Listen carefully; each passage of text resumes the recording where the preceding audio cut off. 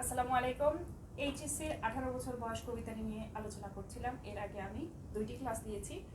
আজকে 18 বছর বয়স কবিতাটির অনুধাবনমূলক অর্থাৎ খ প্রশ্ন দিতে যাচ্ছি। খ প্রশ্নগুলো নিয়ে আমি আলোচনা করতে যাচ্ছি। প্রথমেই, বাষ্পের বেগে স্টিমারের মতো চলে, লাইনটি বা চলনটি ব্যাখ্যা করো। এরকম প্রশ্ন থাকলে আমরা কিভাবে লিখব? বাষ্পের বেগে স্টিমারের মতো চলে। এখানে মূলত কবি তরুণদের চলার গতিবেগকে বুঝিয়েছেন। আলোচ্য উক্তিটিতে তরুণদের তারুণ্য শক্তির চলার যে গতিবেগ সেইটিকে বুঝিয়েছেন।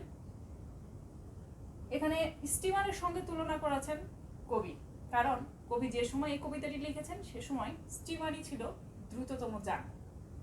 বর্তমানে রকেট বা বিভিন্ন ইলেকট্রিক বুলেট ট্রেন এগুলো আছে, কিন্তু তখন স্টিমারই ছিল দ্রুততম যান। সে কারণে তিনি স্টিমারের সঙ্গে তরুণের চলার গতিকে বুঝিয়েছেন। তারুণ্য শক্তি বা তরুণ, তারা খুব দ্রুত গতিতে চলে এবং তারা সমাজের অন্যায়, অবিচার, অনাচার এগুলো প্রতিহত করে সামনের দিকে দ্রুত বেগে অগ্রসর হয়। তাদের চলার গতিকে কখনো থামিয়ে রাখা যায় না, দুর্বার দুর্দম গতিতে তারা চলতে থাকে। এই বিষয়টি বোঝানোর জন্যই কবি এই চরণটি ব্যবহার করেছেন। এ বয়স জানে রক্তদানের পুণ্য, পুণ্য অর্থাৎ সোয়াব। এ বয়স জানে রক্তদানের পুণ্য। আলোচনা লাইনটি দ্বারা এটি বোঝায় যে তরুণ শক্তি বা তারুণ্য শক্তি যেটা, সেই 18 বছর বয়স রক্তদানের পুণ্য জানে। অর্থাৎ তারা কি করে?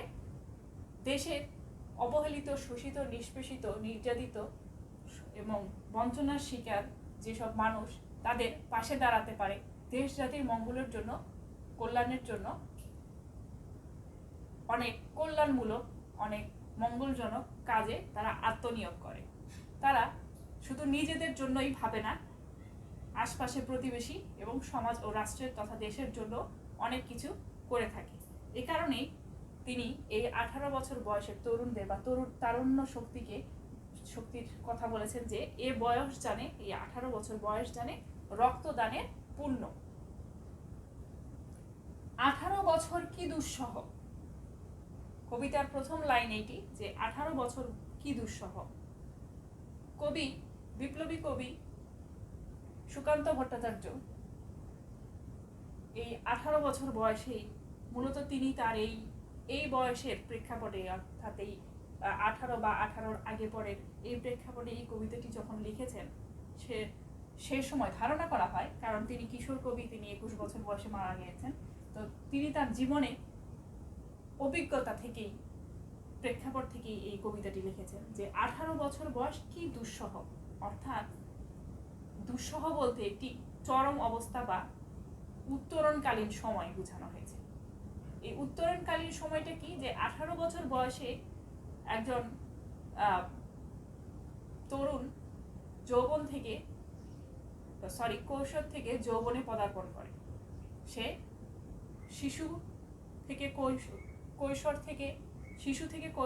কৈশোর থেকে যৌবনে পদার্পণের সময় এই 18 বছর বয়স। তো এই সময়টাতে যে শারীরিক, মানসিক এবং যে অবস্থার পরিবর্তন ঘটে, এতে তাকে সেই পরিবর্তিত অবস্থার সঙ্গে খাপ খাওয়াতে অনেক কষ্ট হয়ে যায়। সে কারণে এটি একটি চরম উত্তরণকালীন পর্যায় বা উত্তরণকালীন চরম সময় বোঝানো হয়েছে, যে এই সময়টা অনেক দুঃসহ, এই সময়টা পার করা অনেক কঠিন হয়ে দাঁড়ায়। এ বয়সে কানে আসে কত মন্ত্রণা, এ বয়সে কানে আসে কত মন্ত্রণা। এখানে কবি মন্ত্রণা দিয়ে নেতিবাচক দিকটি বুঝিয়েছেন। অর্থাৎ এ বয়সে কানে আসে কত মন্ত্রণা, অনেক নেতিবাচক দিক বা অনেক নেতিবাচক পথে, বিভিন্ন নেতিবাচক পথে এই বয়স চলে যেতে পারে এবং তাতে কি হবে? জীবন বিপদগ্রস্ত হবে, হুমকি শুরু হবে, বাধাগ্রস্ত হবে। সে কারণে তিনি বলেছেন যে এ বয়সে কানে আসে অনেক মন্ত্রণা, অনেক নেতিবাচক প্রভাব পড়ে এ বয়সে। এ কারণে এ বয়সে খুব লক্ষ্য নির্ধারণ করে খুব খুব সতর্কভাবে সচেতনভাবে পদক্ষেপ নেওয়া উচিত। আর তা না হলে কি হবে, বিপথে গিয়ে যে কারো জীবনই ধ্বংস হয়ে যেতে পারে, শেষ হয়ে যেতে পারে, ক্ষতিগ্রস্ত হতে পারে, ক্ষতবিক্ষত হতে পারে। সে কারণে কবি বলেছেন, এ বয়সে কানে আসে কত মন্ত্রণা, নেতিবাচক প্রভাব এড়িয়ে সঠিক পথ নির্বাচন করে এগিয়ে যাওয়ার জন্য এবং লক্ষ্য নির্ধারণ করে এগিয়ে যাওয়ার জন্য কবি বলেছেন। নেতিবাচক প্রভাব থাকবেই, কিন্তু সেটিতে যেন আমরা পা পিছলে না যাই বা সেটি থেকে আমরা সতর্ক থাকি। তবু 18 শুনেছি জয়ের ধ্বনি।